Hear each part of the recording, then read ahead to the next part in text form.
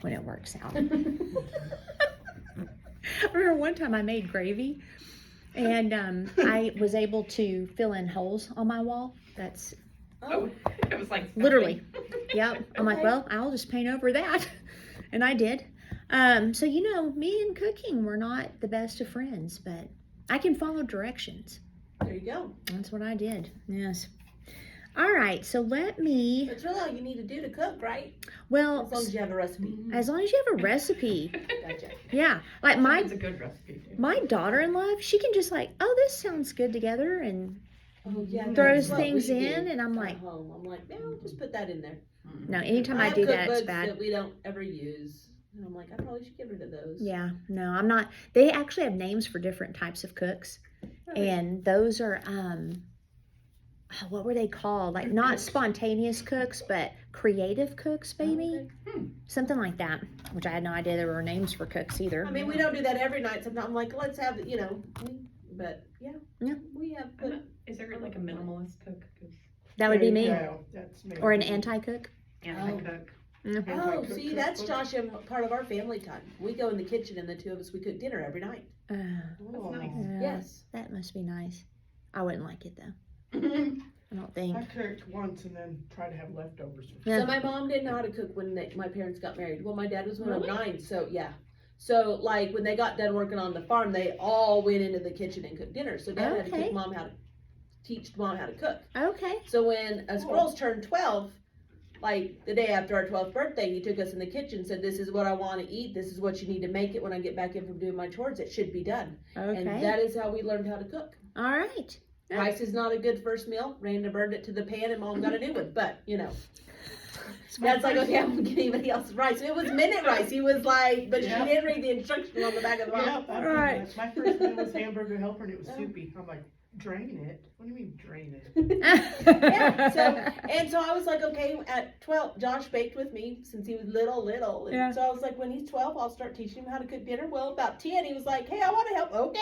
That's awesome. Because Dad always said, never tell them they can't help because then when they get to the age that you think they can help, they're not going to want to. I'm not interested. There's always something they can help with. So. My son's a pretty good cook, and I didn't teach him how to cook. Yeah, he just picked it up. I'll know how to cook. Yeah, that's awesome. It's important. Yeah, it is. Yeah. Okay, so super duper excited about this lesson. This is one of the two that, because I think we only have one more after this, that I was super excited to get to. But this may be a two-parter, don't worry. Okay. I'm like, oh. Yeah, I heard that. It's like, don't worry. And I got, like I said, I got plans. We're going to have some fun in between. This could turn into a 3-part. Bible. It was supposed to be last week, right? I know, yeah. So this would be part 2, actually. Yes. But that's what I like is we don't have any time, constraints and stuff. We're like church, there's like constraints, you got to get done with things or you'll be there forever. I know it took us like almost a year to get through the book of Romans when I had a church. So what I wanted to do is, and I think I talked about this from the beginning. If I didn't, then it's going to be new. If I did, then it's going to be just a refresher. I wanted to remind us of 1 Peter 2:9 that we're a nation. And so here it says, you are a chosen generation, a royal priesthood, a holy nation, his own special people, that you may proclaim the praises of him who called you out of darkness into marvelous light. That word chosen is eklektos, and it's where we get out of and to pick. So we were picked out of the nations to become a holy nation. So God views us as a nation, not as a church. And that's also why so there's, I think it's 118 or 115 places in the Bible where the English word church is used, but it's actually, that's not the Greek word. The Greek word for church is kurios. It's only used twice for church. The original word is ecclesia, and that's gathering or assembly. And so I think we've talked a little bit about that, how when Jesus said, where 2 or 3 of you are gathered together in my name, and he does it in the instance of disciplining an unrepentant brother or sister, and then also binding and loosing, he says, I'm there, or the prayer of agreement. He talks about it there. That's actually an ecclesia. It's 2 or 3 citizens of a nation that were of a certain age, and when they got together, if they were Roman citizens or Greek citizens, and they made laws for whatever region they were in, then that was backed up by that government. So it's the same idea. He used a secular term to describe us. Why? Because we're a nation. So when we gather together, if we decree things in prayer, if we have prayers of agreement or whatever, we have the entire backing of heaven behind us. Because the Roman Empire was too large. They had to have mobile groups of government. And so that's what it is in the Greek. Well, King James changed it because ecclesia was a governmental word and he knew it. And there's no other government but the Britain government, and there's only one church, the Anglican Church. So he didn't want people to think they could assemble wherever. And so he made the translators of the King James Bible switch it to church. So, interesting, huh? But because of that, it stole some of our identity. And then in Hebrews 12, 22 through 23, it says, by contrast, in regards to Moses and God coming down there, we have already come near to God in a totally different realm, the Zion realm. For we have entered the city of the living God, which is the new Jerusalem in heaven. We have joined the festal gathering of myriads of angels in their joyous celebration, and as members of the church of the firstborn, or ecclesia, our names have been legally registered as citizens of heaven, and we have come before God who judges all, and who lives among the spirits of the righteous who have been made perfect in his eyes. Now, this is crazy. So here we have the word firstborn, myriads of angels, festal gathering, okay? Let me make sure I have this right. Oh, church, I'm sorry. And as members of the church, this is the one place, one of the two, I believe, where it's actually not ecclesia, nor is it kurios. It's panagorios in the Greek. It's a combination of 2 words, pos, which means all, and agora, which means public square or marketplace. So when I was in Greece, we went to the Athens Agora, and it's a very community feel place.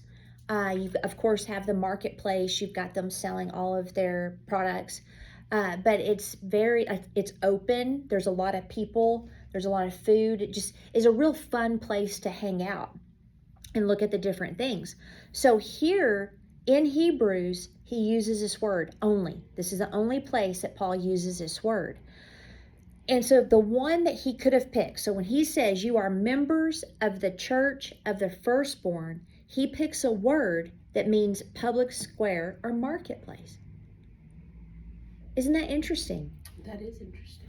And so the only conclusion I can come to is either the descriptor, so like when we get to heaven, we're going to see that panagora, or there is that, once again, marketplace idea that we've been, studying for almost a year and a half probably. So we're once again into a marketplace situation. It's also a solemn assembly convened for purposes of festal rejoicing. So that can be part of it as well. That's what we've come to. But this is where the marketplace is where those events occurred. And it's in such contrast to the system we have. I don't mind churches. I don't mind that at all. I don't mind people going. It doesn't bother me. But the system that doesn't promote family, that doesn't promote community as among us, because either we see each other on a Sunday or we see each other on Wednesday, does it go past that? And it takes intention, even if you don't go to a traditional church. It takes intention to make sure you're having that closer connection. And that's why I like small groups. That's why I like even I call them house hubs, where people get together and do stuff. But even what we're doing, I think is powerful, and it's part of the idea that the Lord originally had. And then We are members of the marketplace of the firstborn. So a nation is only as strong as its economy. If you don't have a good economy, you don't have a good army, you've got more crime, poverty, always increase of crime. You have people that are not at rest. There's a lot of fear, a lot of anxiety. And so again, you have the civil unrest that can start. And so we know that the enemy wanted the riches and the glamour and the splendor of cities. And if you look at most wars, what are they about? Money and resources, right?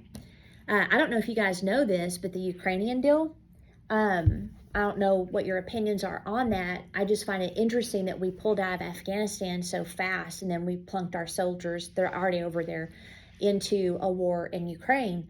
What they found not long through is a lot of people wondered if it was a money laundering operation, that the government had something on our government.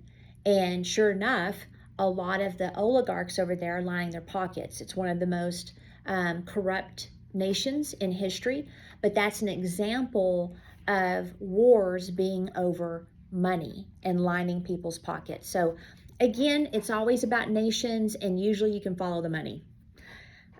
In Daniel 2:44 through 45, it says, "In these days of the kings, the God of heaven will set up a kingdom which will never be destroyed, and the kingdom shall not be left to other people. It shall break in pieces and consume all these kingdoms, and it shall stand forever. Inasmuch as you saw that the stone was cut out of the mountain without hands, and that it broke in pieces the iron, the bronze, the clay, the silver, and the gold, the great God has made known to the king what will come to pass after this. The dream is certain, and its interpretation is sure." So we're that kingdom. In this isn't in your notes, but I think it's Psalm 110. It's a very popular psalm, but let me make sure I have the correct. Yeah, so Psalm 110, the whole thing is 1 through 7, but it says, "The Lord said to my Lord, sit at my right hand until I make your enemies your footstool." So we know the Lord is seated at the right hand of the Father until when? His enemies are made his footstool. So that was the ancient practice, that when a king, and we see, I believe Saul did this, when a king was defeated, they would put their foot on the neck of the defeated king. And so that made them their footstool. So it was like a symbol of domination, right? And then he says, "The Lord shall send the rod of your strength out of Zion, rule in the midst of your enemies." So if we go back, Paul says in Hebrews that we have come near to God in a totally different realm, the Zion realm. So here in 110, he's saying the rod, or your authority of your might, out of Zion. That's us. And then that's why verse 3, which seems like it doesn't fit, is there. It says, "Your people shall be volunteers in the day of your power." So we're volunteers. And then also when he returns, we'll definitely be volunteers. And then he says, "In the beauty of holiness from the womb of the morning, you have the dew of your youth. The Lord has sworn and will not relent. You are a priest forever, according to the order of Melchizedek. The Lord is at your right hand. He shall execute kings in the day of his wrath.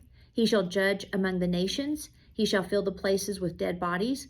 He shall execute the heads of many countries, and he shall drink of the brook by the wayside. Therefore, he shall lift up his head." So that's telling us what he's going to do when he comes back. He's going to be a lion. It's going to be a little bit, trippy, because we're used to relating to him as a savior, as a shepherd. But he's definitely coming back to kick some butt and take names. You know what I'm saying? Then another one that comes to mind that's not in your notes is 1 Corinthians chapter 15. I just finished studying it the other day, and it says in verse 25, "He must reign till he has put all enemies under his feet. The last enemy that will be destroyed is death." So the idea is that the kingdom of God does not come with observation. It's in us. And as we operate in our gifts, operate in our spheres, do the call that God has assigned us to, professionally and also personally, and then as we begin to gain influence with others, we are expanding the kingdom. You know what I mean? Like there's nothing better than leaders that are born again that are in office, unless they get real pastoral and tame, and then they can mess everything up. But I'm always like, let people be born again, but don't try to tame them down, because you steal their effectiveness. Like, y'all understand what I mean? Uh-huh. It's like, yeah, we don't want them to probably be saying the F word and sleeping around with everybody, but at the same time, you want them to have that boldness. You want them to have that newness on them. So we are his kingdom. He is ruling by proxy through us. And so you have a kingdom assignment that is directly tied to your professional assignment and also your family, etc. And by the way, when Christians are blessed and they are able to steward wealth well, that is a bonus, because we're going to get to the point where the Christians that were smart with money, have properties and land, they're going to be a lot better off than people that have a lot of debt, that don't have properties and land. Because, I don't like to evoke fear, but you just cannot continue to run up the debt like we're running up. So unless it's taken care of, eventually there will be a crash, and we want to make sure that we're in good standing. So we're the kingdom. Our job is to allow the word to transform our thinking into kingdom thinking, and then expand and extend his dominion into our spheres of influence, cities, counties, states, and nation, depending how large our assigned sphere is. So whether it's small or big, it doesn't matter. It's the main thing. The number one criteria of success, where you hear him say, well done, is you were obedient. That's it. So whether the obedience is your family or the obedience is an entire nation, as long as you're obedient, that is a well done life. So sometimes we get like, well, gosh, my sphere is awfully little. That doesn't matter at all. Susanna Wesley of the Wesley brothers, because I think they're the ones that started the Methodist denomination, if I'm not mistaken, because their mother was about method. So she was very, this is what you need to do. Well, can you imagine? She raised, what was it, 15? It might have been like 15 to 18 kids. 2 of them changed the world. And so if she looked at her sphere, she might have been like, Right. But her impact is going on to this day. So anyway, I like that. I like the little underdog stories, where we think, I'm not very important. And I also think when we get to heaven, it's going to be the widows that prayed. It's going to be the mamas that raised the kids. Like, those are the people that he's going to exalt. You know what I mean? So, all right. Now let's look at biblical examples. We're going to spend some time in Genesis 41, because this is where we're going to see the work we're doing carry into the nations. So again, using our spiritual gifts within our sphere of influence, that's where you're most effective. That's where you're most heard. When you look at Abraham, he interacted with several nations for good. He won a war that rescued Lot and his family. So he established a nation, although he didn't get to see it. He was looking for a city whose maker and builder was God. He never found that before he passed away. But Joseph is one of my favorites. Joseph, as we know, was a dreamer, and not in the sense that he just sat around daydreaming, but God gave him the 2 dreams. Maybe not a lot of wisdom in how he shared them with his family, right? And a lot of people think he was prideful. I actually think he was just young and immature, and thought they'd be happy for him instead of jealous. Right. And haven't we all encountered that amongst the family of God, right? Yeah. And like, to me, if he was prideful, he wouldn't have been able to handle the trials. He just wouldn't have been able to. Yeah. And he would have resisted. So I think he was a humble kid, but an unwise kid. And like you said, it's his family. Right. It's his brothers, so why wouldn't he be able to trust them? And his parents. Why wouldn't they be excited for him, for what God had in store for his life? Exactly. And I do think if we dig around, Jacob might have shown his favoritism a little bit, because him and Benjamin were his favorites. Everybody knows it. And so I'm thinking Leah's sons probably felt some of that. Yeah. But, he gave them the coat of many colors. And a lot of people are like, well, that's definitely favoritism. It could have been, but he was also prophetic. Jacob was very prophetic. And the coat of many colors, as I think I've said before, was a kingly robe. So it wasn't just, oh, that's a nice looking outfit, at Abercrombie. It was, oh, I see that on him. And so he clothed him in that word. And that's what the Lord does with us. He sees things on us and he clothes us in it. And that's what gets us into doors. That's what gets us into different things that we do. People see it, or we begin to recognize it, and before you know it, we're operating in whatever. I mean, I can tell you, I knew from the time I was little I'd be an entrepreneur. I don't know if you did, Kayla, but I did. I knew I'd own a business. Yeah. Yeah, I mean, I don't know if I knew then so much but the things that my sister and I did growing up were business related. Yeah. Yeah. Yeah, and my dad, I mean, I think he saw it too. I mean, he would talk to me, you need to own your own business, or you need to work somewhere where you can make, good money. Don't work for somebody else making them wealthy. I mean, all of those things. And so this is what Joseph was clothed in. His dad saw this rulership on him and the authority. But, and this is important, the higher your call, the more resistance you'll face. So if your call is minimal, you're probably not going to get much flack for it. But the enemy can also see, and I think people can see and have some jealousy. You know what I mean? So he faced repeated challenges. These three, anyone great as far as their call and rule and authority, will have these three every time that they have to pass. The first one is betrayal. So Joseph was betrayed by his own brothers. The second is rejection. And under rejection, or you can do like a slash there, it's also being overlooked or forgotten. So those are pretty much the same. And then false accusation. So betrayal, rejection / overlooked, and false accusation. The rejection, obviously his brothers did that as well as the betrayal.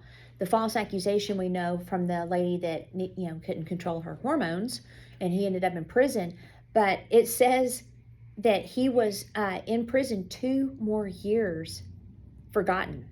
But the Lord hadn't forgotten him, but he just needed that extra preparation because he's about to become the second command of a nation, right? Mm-hmm. So think about this. You have a convict in prison about to be the second in command.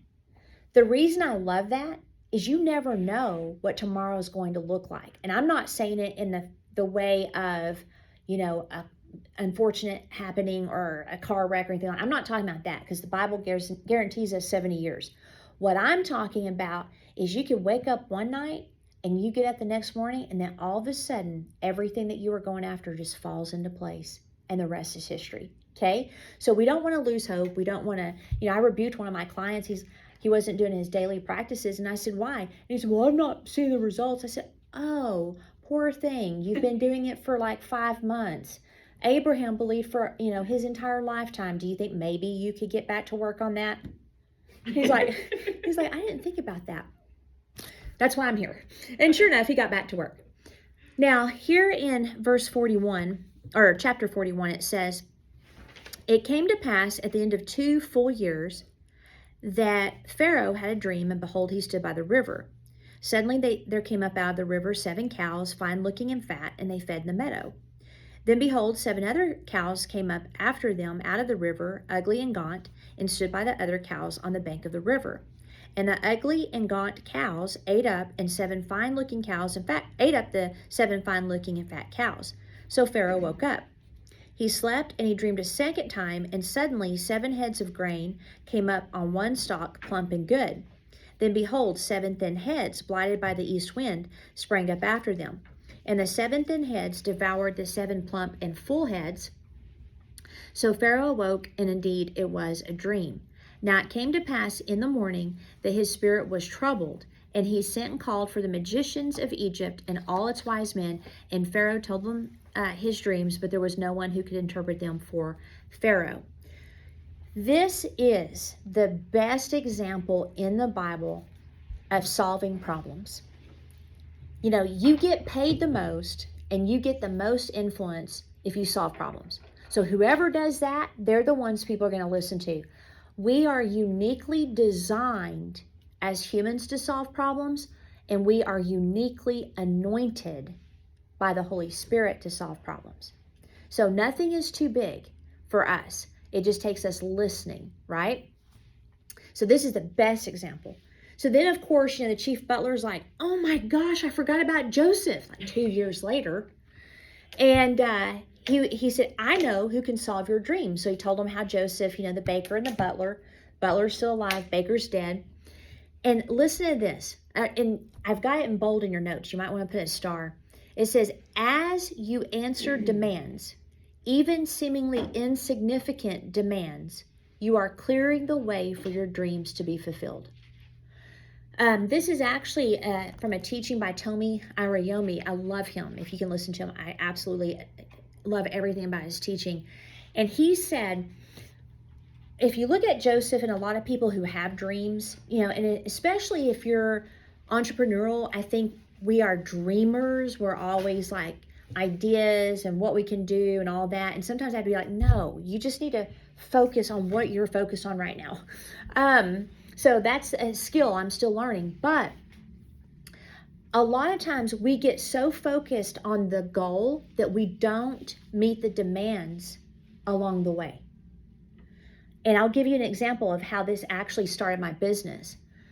So like I've told you guys before, my main business model is online courses. And online courses is not as easy as they say to actually get that kicked off. So when I developed everything and I was asked to speak at Leadership Clovis, it was in 2000, I think it might have been 2017, because I gave like a little lesson at the first B2B. So I sat down, or I did a lesson, and I was talking about one of my clients, or one of my experiences with Glass Doctor. And I'd had a chip in the window, and I was bragging on them. Like, I walked in, I didn't know my insurance covered it. I had no idea. They're like, yeah, your insurance covers this, and blah, blah, blah, we'll get you taken care of. I'm like, man, that is awesome. Well, my now client, Gene Porter, was in the Leadership Clovis. He owns Glass Doctor, so I didn't even think, like, oh, the owner of Glass Doctor's here.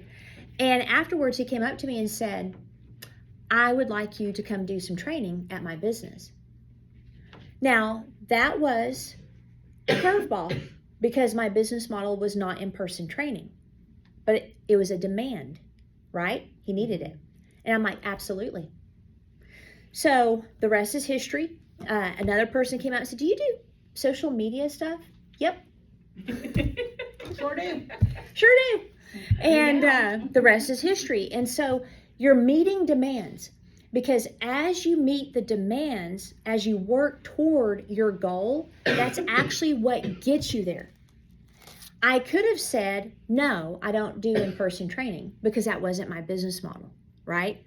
So as you meet the demands, as you answer demands, as you solve problems, you will actually clear the way. So just think of it like you're clearing that pathway with a, what is it called? Hatchet. Machete. No. Machete. That's it. I was like, a broom? Sickle? Oh, a sickle. I was like, that's not quite right. Okay. So God shows us the end of the dream to keep us focused, but don't be so focused that you ignore the demands placed upon your gifting. All right, so let's go down to verse 14. So Pharaoh sent and called Joseph, and they brought him quickly out of the dungeon, and he shaved, changed his clothing, and came to Pharaoh. And Pharaoh said to Joseph, I have had a dream, and there is no one who can interpret it, but I have heard it said of you that you can understand a dream to interpret it. And he said, well, it's not me. God will give Pharaoh an answer of peace, which I love that. So his spiritual gift was interpreting dreams, right? And it's about to catapult him into dream fulfillment. It's the same thing with your gifts. And that's why it was so important to me to lay down the foundation and show you guys your gifts so you know how you're using them, because those are keys to you fulfilling the dreams that you have personally and professionally. He also used words of wisdom. He had administration, leadership as well throughout his life, and then these were going to come into play as soon as he was promoted. So he told him, the interpretation. And then in verse 33, it says, Now, therefore, so, okay, now here's what I love about this. This is an entrepreneur 100%. So he tells, the interpretation of the dream, but he doesn't stop there. Listen to this. Now, therefore, let Pharaoh select a discerning and wise man. Who do you think that is? And set him over the land of Egypt. Let Pharaoh do this, and let him appoint officers over the land to collect 1/5 of the produce of the land of Egypt in the 7 plentiful years. And let them gather all the food of those good years that are coming, and store up grain under the authority of Pharaoh, and let them keep food in the cities. Then that food shall be as a reserve for the land for the 7 years of famine, which shall be in the land of Egypt. That land may not perish during the famine. So the advice was good in the eyes of Pharaoh and in the eyes of all his servants. And Pharaoh says, well, can we find such a man as this? A man whom is the Spirit of God, or in the Spirit of God.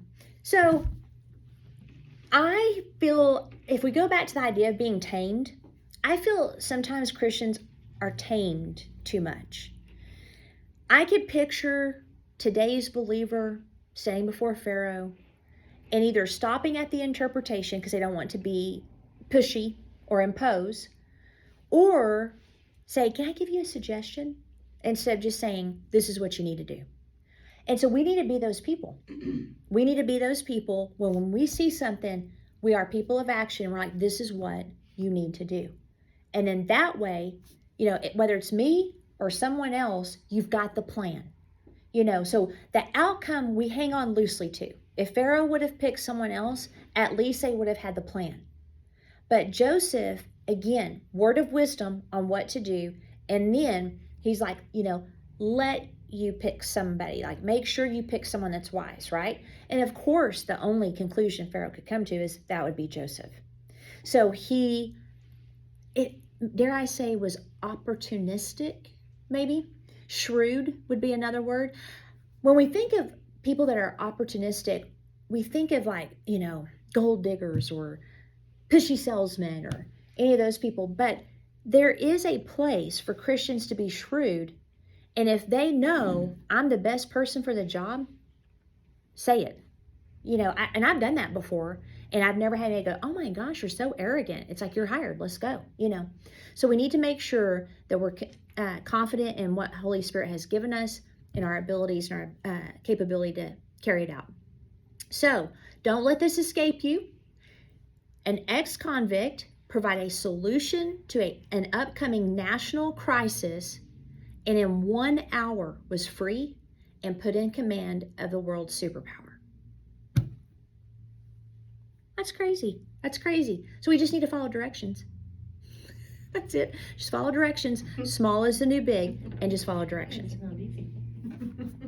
Now, the last one is Daniel. He's my favorite. So let's go as well. Him and Joseph. I did a whole series on Daniel, actually, called The Daniel Company. And I just love this kid. Because I think he was only probably, 15, I think, when he was kidnapped, basically. And he was so smart. Okay, so Daniel 1:3-4. So he's definitely an influencer. And his nation was destroyed by Nebuchadnezzar's armies. His friends were taken captive. More than likely, he was orphaned, because we know that his family was of royalty, so that they were probably killed. And same with his friends. And he was selected for Nebuchadnezzar's school of Babylon. Can you imagine going to a school of your enemies to be indoctrinated? So in verse 3, it says, the king instructed Ashpenaz and the master of his eunuchs to bring some of the children of Israel and some of the king's descendants and some of the nobles, young men in whom there was no blemish, but good looking, gifted in all wisdom, possessing knowledge and quick to understand, who had ability to serve in the king's palace, and whom they might teach the language and literature of the Chaldeans or the Babylonians. Daniel purposed in his heart to remain true to his faith and to his nation. And he decided, I'm not going to eat the food from the king's table. And more than likely, a lot of it did have the unclean meats that Jews were forbidden to eat. And so that was probably a big thing. But here's a secret ingredient for acceleration, and it's favor. I highly recommend doing a study of favor because favor is actually earned. A lot of people don't know that. So you have common grace, which is God's grace and favor to all of us as humans. Then you have the Christian grace, which we didn't deserve his goodness. None of us do. But because of him, we are now part of his family, and he gave us a new nature. But then you have favor. And within grace, there is some favor, but favor wraps itself around your assignment. Favor gets you in places and to people you will not otherwise get to without it. And one of the ways it's earned is generosity. It's earned by righteous living. A lot of the scriptures on favor are in Proverbs, especially toward the middle of the book.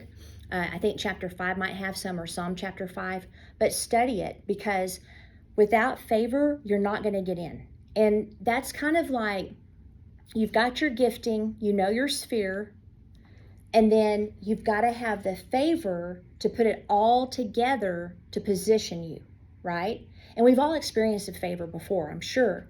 But it's a very important part of it. And so Daniel had it. If it wasn't for the favor, guess what? He probably would have been executed, because he has nothing. He has no trust currency. He has nothing to make him valuable yet.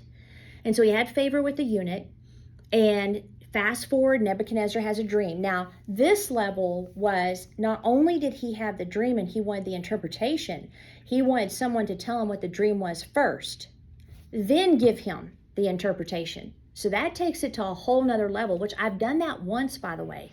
It was in a healing rooms, and we prayed for this lady. I wrote down the things I got.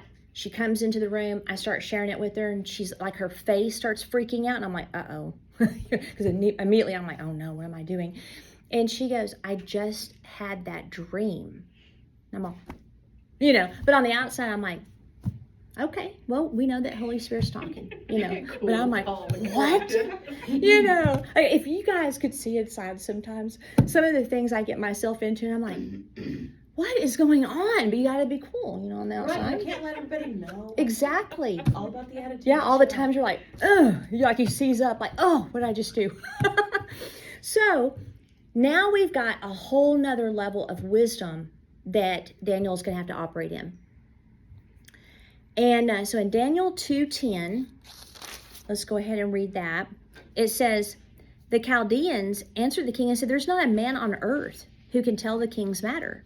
Therefore, no king, lord, or ruler has ever asked such a thing of any magician, astrologer, or Chaldean.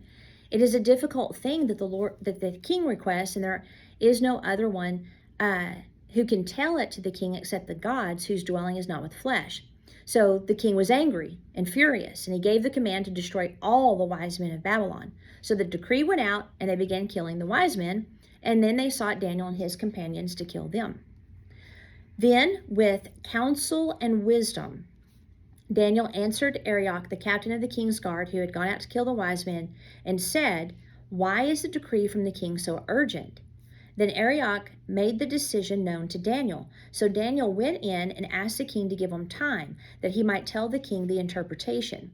So Daniel went to his house. He made the decision known to Hananiah, Mishael, and Azariah, those are Shadrach, Meshach, and Abednego, that they may seek mercies from the God of heaven concerning this secret, so that Daniel and his companions might not perish with the rest of the wise men of Babylon.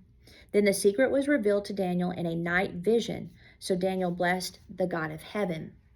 And so this is incredible because, he is not only saving himself, he's saving all the wise men. The reason that's incredible to me, these would be what we would call witches, psychics, Satanists, guys. These are occult people. And Daniel is part of that group by force. And so he's saving not only his own life, but those that the Bible would condemn to death. Isn't that crazy? And so he's in an intercessory role. You never know how your solution might impact people and how far out it may go. I don't think we're going to know until we get to heaven and we get to see our story and the impact that we had. So now again, he's solving a problem. He creates a trust currency with the one he's trying to influence. And then in verse 24, Daniel went to Arioch, whom the king had appointed to destroy the wise men. Let's see. I want to make sure I don't read past it. And he said to him, do not destroy the wise men of Babylon. Take me before the king, and I will tell the king the interpretation. So he quickly brought Daniel before the king. He said, I found a man of the captives of Judah who have made known to the king the interpretation. So the king answered and said to Daniel, whose name was Belteshazzar, are you able to make known to me the dream which I have seen and its interpretation? Daniel answered in the presence of the king, the secret which the king has demanded the wise men, the astrologers, the magicians, the soothsayers cannot declare to the king, but there is a God in heaven who reveals secrets, and he has made known to King Nebuchadnezzar what will be in the latter days. Your dream and the visions of your head upon your bed were these. As for you, O king, thoughts came to your mind while you were on your bed about what would come to pass after this, and he who reveals secrets has made known to you what will be. But as for me, the secret has not been revealed to me because I have more wisdom than anyone living, but for our sakes who make known the interpretation of the king, and that you may know the thoughts of your heart. Now, let's go down to verse 46. So he obviously, shares a dream, shares the interpretation. And then it says, and King Nebuchadnezzar fell on his face, prostrate, I always want to say prostate, before Daniel, and commanded that they should present an offering and incense to him. Why? Because what they tell him, no one but the gods are going to be able to reveal this to you. So he's like, Daniel must be a god, right? So the king answered Daniel and said, truly, your God is a God of gods, the Lord of kings, a revealer of secrets, since you revealed a secret. So the king promoted Daniel, gave him many gifts. He made him ruler over the province of Babylon, chief administrator over all the wise men of Babylon. Also, Daniel petitioned the king, and here we go, opportunity, and set Shadrach, Meshach, and Abednego over the affairs of the province of Babylon. But Daniel sat at the gate of the king. So, again, he used an opportunity to get his friends promoted. Most Christians wouldn't have done that. I sometimes feel like we feel like grasshoppers. I feel like when they went into the land and they said we're as grasshoppers because there were giants, I sometimes think that's how we feel, that we're like second class and grasshoppers, and we're not. We're the most powerful people on the planet. We just don't know it sometimes. So the demand catapulted Daniel into promotion. He used his spiritual gifts to solve problems within the governmental sphere. Now, he was now in charge of all the occultists. So that was, whoopsies, whoopsie daisies. But he lived within the daily demands that were given to him with the skills that he had. So we're not, most of us are not going to face life and death situations like Daniel was, but you never know. And we are anointed to solve big problems. Let's finish off these last two thoughts, and then there's something of unusual aptitude I want to read to you guys from the Daniel Company series I did. But there's a thread of nations throughout the Bible. So remember, we are a nation. We're not a church building or church structure. We're a nation as the people of God. So David went from sheep to ruling a nation. He established a throne that Jesus sits on to this day. Isaiah influenced and counseled kings. Jeremiah spoke to nations. Deborah, one of my favorite people, was a judge and counseled a general on how to win a war, and a woman got the credit. Joshua led a fledgling nation into their promised land and helped establish them. Jonah was sent to Nineveh to warn them to repent before being destroyed. Paul ran a successful tent-making business that influenced city leaders to the point where he was untouchable. He eventually witnessed to Nero before he submitted to execution. Our gifts are to bring us before kings. Our gifts are designed to influence leaders of business, cities, and nations. So it's a big thing we're looking at. So I want to pull it down into our realm, because one of my pet peeves with Christian teaching is like, well, that's great, but what am I supposed to do with that, right? So the best way to live this life is to be on the lookout for opportunity. Be on the lookout for opportunity, meet demands. People will know, they'll take notice. I call it lollipop leadership. You possess what other people need. So for example, one of my clients is a commissioner, and we've been doing time coaching, and I see things in this individual that I'll say, like the other day when he was talking, and I said, you realize that was prophetic in nature, right? And he's like, no. And I said, yes. Let me read you something. So I grabbed my phone and I'm like, look. And he's like, oh. And he would have never seen it. Also, there was something else I saw in him, and I told him. And so he told me this morning, he said, I've never had anybody do that. You are showing me things in me that I did not know were there. And I've been operating this whole time. Why didn't anybody tell me? And I said, well, I don't know, but that's what coaches do. Coaches see, and they tell them, other people may not think that that's their job, but for me, that's what I do for a living. So of course I'm going to do it, but also that's one of my gifts. And so, but that is lollipop leadership. So the idea is that, and I know it sounds kind of weird, but as you go about your day, you want to give people a taste, right? So if you have a lollipop, you lick it. What was that old where you have the lollipop and the owl and he'd... Tootsie Roll Pop. Yeah. How many licks to get to the center? To get to the center. So that's what we are. When people taste us, we want to make sure that it is wisdom they're tasting, the goodness of the Lord, kindness. Sometimes rebuke is necessary. It's a mercy gift. Whatever it is. And that goes from when you're at Walmart and you feel that someone's down and you can just feel it, you need to encourage them, and you just tell them how important they are, or you give them a simple thank you. That's lollipop leadership. And I've heard stories of people that did that, to people that ended up becoming rulers of nations and business owners. And it sparked something in them where they would start a charity, or they would do something where they could help other people like they were helped.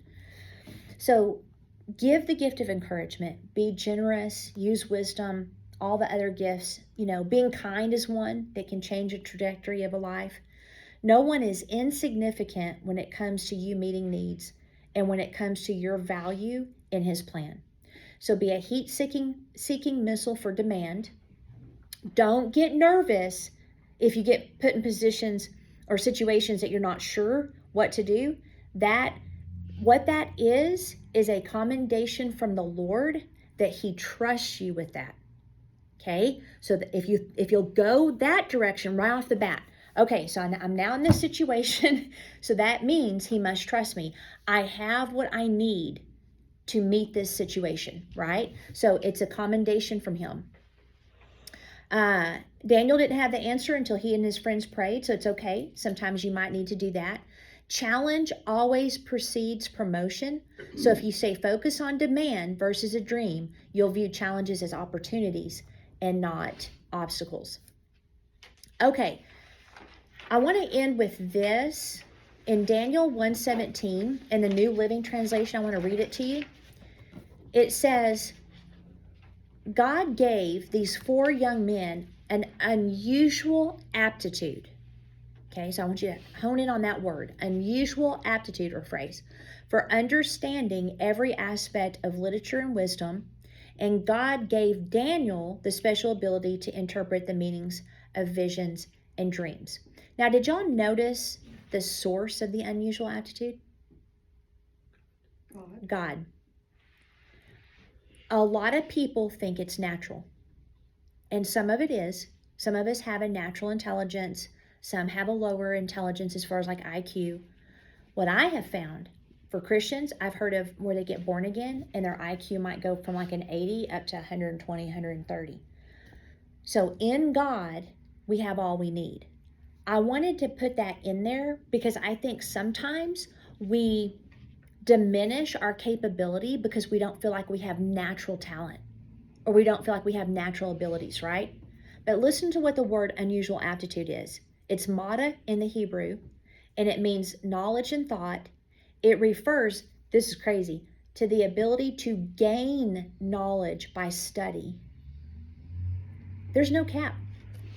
There's no cap on your knowledge. There's no cap on your skill. There's no cap on your intelligence. I know for a fact, being a Christian increases IQ? Because mine went up. And usually IQ won't. And it's also the use of practical knowledge for administering a government. So these 4 Hebrew boys were given an aptitude for understanding. That means to act with insight, to act prudently, to give insight, to teach, to prosper, to consider, to ponder, to understand, to act prudently, and to act with devotion. So as we walk in his ways, as we study the word, as we read, some of my favorite reading is actually non-Christian books.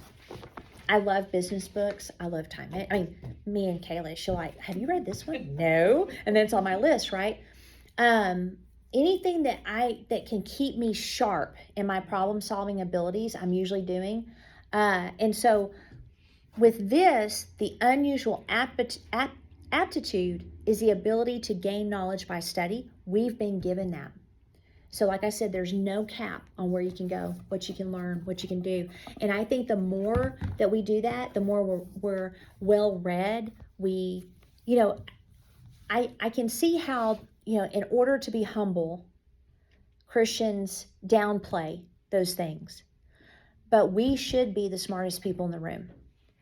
What needs to go along with that is humility, right? We know God gave it to us. We didn't acquire it by our own efforts. And that's where, when you understand the source and you acknowledge, this is from you, Lord, I wasn't born with this, then you maintain a humble demeanor and attitude, and then you can continue to grow in aptitude. So, isn't that crazy? All right.